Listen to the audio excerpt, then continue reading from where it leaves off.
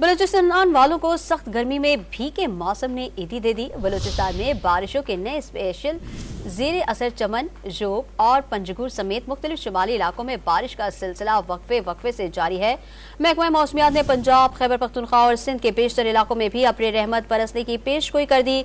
कराची में आज भी मौसम गर्म रहने और मरतूब रहने का इम्कान है।